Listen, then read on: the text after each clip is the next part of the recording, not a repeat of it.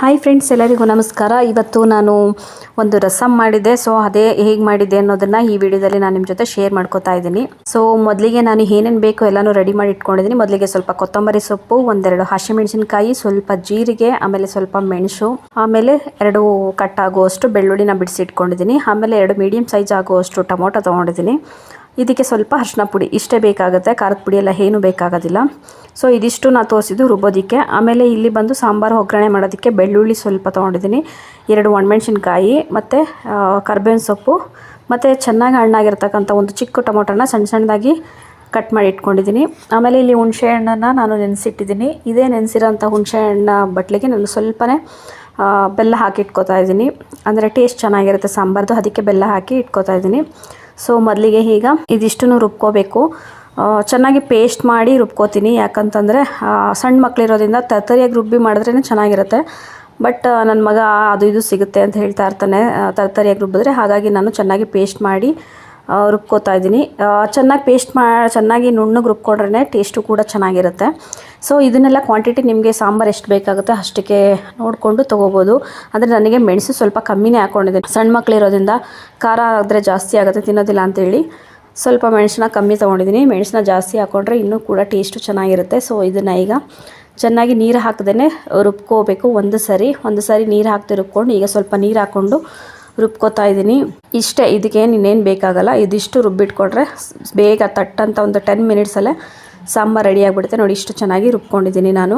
ಈಗ ಸ್ಟವ್ನ ಆನ್ ಮಾಡಿಬಿಟ್ಟು ಒಂದು ಪಾತ್ರೆ ಇಟ್ಟು ಇದಕ್ಕೆ ಸ್ವಲ್ಪ 1-2 ಟೇಬಲ್ ಸ್ಪೂನ್ ಆಗೋಷ್ಟು ಆಯಿಲ್ ಹಾಕ್ಬಿಟ್ಟು ಒಗ್ಗರಣೆಗೆ ಏನೇನು ಬೇಕೋ ಅದನ್ನೆಲ್ಲ ಹಾಕ್ಕೊಂಡು ಫ್ರೈ ಮಾಡ್ಕೋಬೇಕು.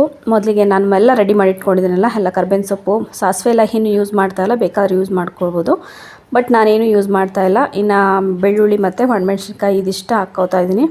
ಇದು ಒಂದು ಸ್ವಲ್ಪ ಫ್ರೈ ಆದಮೇಲೆ ಇದಕ್ಕೆ ನಾನು ಹುಣಸೆ ಹಣ್ಣಿನ ರಸ ಇರುತ್ತಲ್ಲ, ಸೊ ಅದನ್ನು ಹಾಕ್ಕೋಬೇಕು. ನೋಡಿ, ಇಷ್ಟಾದರೆ ಫ್ರೈ ಆಗಿದೆ, ಸಾಕಾಗುತ್ತೆ. ಅದರ ಟೊಮೊಟೊ ಸ್ವಲ್ಪ ಸಾಫ್ಟ್ ಆಗೋ ತನಕ ಚೆನ್ನಾಗಿ ಫ್ರೈ ಮಾಡಿಕೊಂಡು ಈಗ ಹುಣಸೆ ಹಣ್ಣು ಮತ್ತು ಬೆಲ್ಲ ಏನು ನೆನೆಸಿದೆ ಅದನ್ನು ಎರಡನ್ನೂ ಚೆನ್ನಾಗಿ ತೆಗೆದ್ಬಿಟ್ಟು ಅದರ ರಸ ಮಾತ್ರ ತೊಗೊಂಡು ಇದ್ರ ಜೊತೆಗೆ ಮಿಕ್ಸ್ ಮಾಡ್ಕೋಬೇಕು.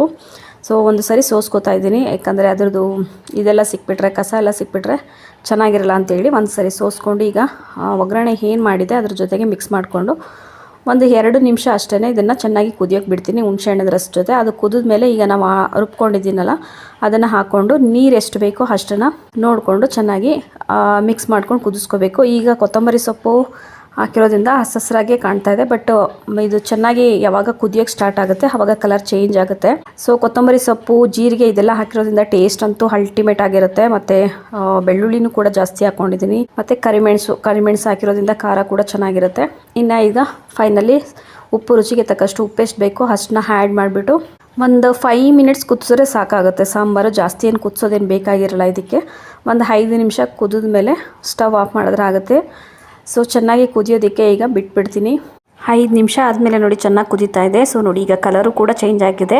ಇದಕ್ಕೆ ನಾನು ಖಾರದ ಪುಡಿ ಎಲ್ಲ, ಸಾಂಬಾರು ಪುಡಿ ಎಲ್ಲ ಏನೂ ಮಿಕ್ಸ್ ಮಾಡಿಲ್ಲ. ಜಸ್ಟ್ ಏನು ರುಬ್ಕೊಂಡಿದ್ವಿ ಅದಷ್ಟೇ ಹಾಕಿರೋದು.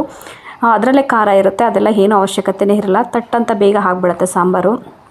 ಸೊ ಈಗ ಫೈನಲಿ ಆಗಿದೆ. ಈಗ ಸ್ಟವ್ ಆಫ್ ಮಾಡಿ ಸರ್ವ್ ಮಾಡ್ಕೊಳ್ಳೋದಷ್ಟೇ. ಬಿಸಿ ಅನ್ನದ ಜೊತೆ ಒಂದು ಸ್ವಲ್ಪ ತುಪ್ಪ, 1 ಸ್ಪೂನ್ ತುಪ್ಪ ಹಾಕ್ಕೊಂಡು ತಿಂದ್ರಂತೂ ಚೆನ್ನಾಗಿರುತ್ತೆ. ಈ ವೆದರ್ಗಂತೂ ತುಂಬಾ ಚೆನ್ನಾಗಿರುತ್ತೆ, ಟೇಸ್ಟ್ ಅಂತೂ ಸಕ್ಕತ್ತಾಗಿರುತ್ತೆ. ಸೊ ನೋಡಿ, ನಾನೀಗ ಸರ್ವ್ ಮಾಡಿದ್ದೀನಿ. ಸೊ ಟೇಸ್ಟ್ ಅಂತ ನಾನಂತೂ ಈ ಸಾಂಬಾರನ್ನಂತೂ ಅವಾಗವಾಗ ಮಾಡ್ಕೊಂಡು ತಿಂತಾನೆ ಇರ್ತೀವಿ. ಎಲ್ಲರಿಗೂ ಇಷ್ಟ ಆಯಿತು ಮನೇಲಿ.